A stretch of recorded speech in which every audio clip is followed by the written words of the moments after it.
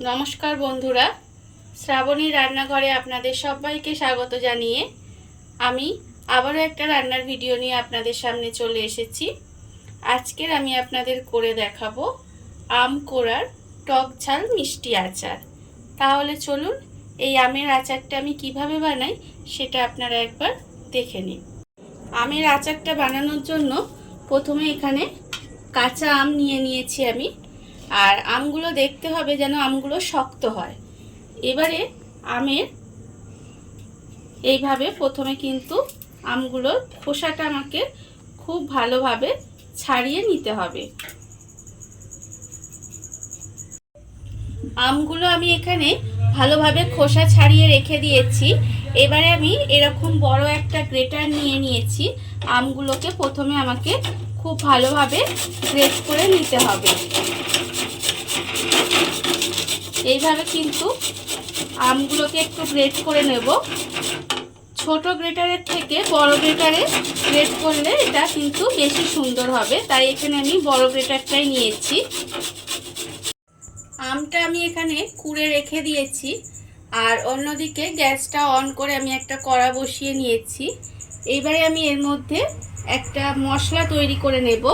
তার জন্য আমি এখানে দেব 4টে শুকনো লঙ্কা।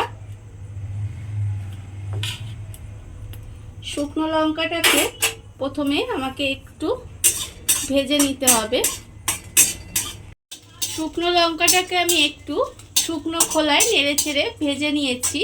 এবারে আমি এর মধ্যে দিয়ে দেব 2 চামচ সাদা জিরে আর 2 চামচ মৌরি দিয়ে এবারে মশলাটাকে কিন্তু আমাকে ভালোভাবে ভাজতে হবে। আর এই সময় কিন্তু গ্যাসটা একদম লোতে রেখে মশলাটা ভাজতে হবে, যাতে মশলাটা পুড়ে না যায়। সেই জন্য গ্যাসটা একটু কমিয়ে দিতে হবে। এইভাবে আমাকে মশলাটা প্রথমে একটু ভেজে নিতে হবে। মশলাটা আমার ভালোভাবে ভাজা হয়ে গেছে। এইবারে আমি গ্যাসটাকে অফ করে দেব। অফ করে দিয়ে একটা মিক্সিং জার নেব। নিয়ে এটা মশলাটা আমি এর মধ্যে দিয়ে দেব। দিয়ে আমি এটাকে একটু গুঁড়ো করে নেব। মশলাটা আমি এখানে গুঁড়ো করে নিয়েছি, আপনারা দেখতেই পাচ্ছেন। আর অন্যদিকে আবারও আমি গ্যাসটা অন করে নিয়েছি। অন করে কড়া বসিয়ে দিয়েছি। এবার আমি এর মধ্যে দিয়ে দেব সর্ষের তেল। এখানে আমি 2 চামচ মতো সর্ষের তেল দিলাম। এবারে তেলটাকে একটু গরম হতে দেব। তেলটা আমার এখানে গরম হয়ে গেছে।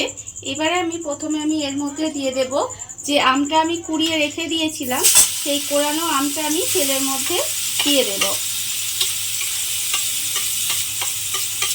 কোড়ানো আমটা আমি তেলের মধ্যে দিয়ে দিলাম। দিয়ে একটু আমি নেড়ে চেড়ে নেব। কোড়ানো আমটা দিয়ে আমি একটু নেড়ে চেড়ে রান্না করে নিয়েছি। এইবারে আমি এর মধ্যে দিয়ে দেব আন্দাজ মতো নুন। এখানে আমি আন্দাজ মতো নুন দিয়ে দিলাম। আর আমি দেব হলুদ গুঁড়ো, 1/4 চামচ মতো হলুদ গুঁড়ো দিলাম। দিয়ে আবারও এটা খুব ভালোভাবে আমায় মিশিয়ে একটু রান্না হতে দিতে হবে। আর এর মধ্যে কিন্তু আমি কোনো রকম জল ব্যবহার করব না। এটা এইভাবে কিন্তু আবারও মিনিট 5 মতো একটু রান্না করে নিতে হবে। নুন আর হলুদটা দিয়ে আমি মিনিট 5 মতো এইভাবে রান্না করে নিয়েছি। আর আমটা যেহেতু কোড়া আছে, আমটা কিন্তু খুব সহজেই রান্না হয়ে সেদ্ধ হয়ে গেছে। এইবারে আমি এর মধ্যে দিয়ে দেব চিনি। এখানে আমি চিনি ব্যবহার করেছি। আপনারা চাইলে কিন্তু চিনির বদলে আখের গুড় দিয়েও এটা করতে পারেন আচারটা। এবারে এখানে আমি 5 চামচ মতো চিনি দিলাম। দিয়ে বড় চামচের 5 চামচ চিনি দিলাম। দিয়ে এবার এটাকে কিন্তু আমাকে আবারও কিছুক্ষণ এইভাবে রান্না করে নিতে হবে।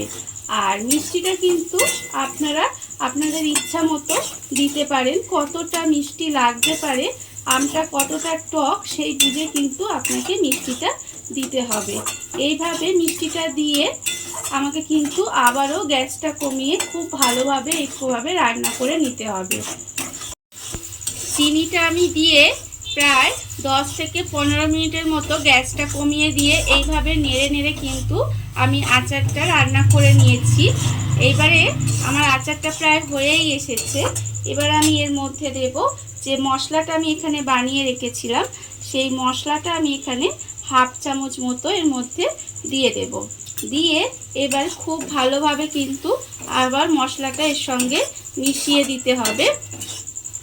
মিশিয়ে দিয়ে আবারও কিছুক্ষণ এইভাবে কিন্তু আমাকে একটু রান্না করে নিতে হবে।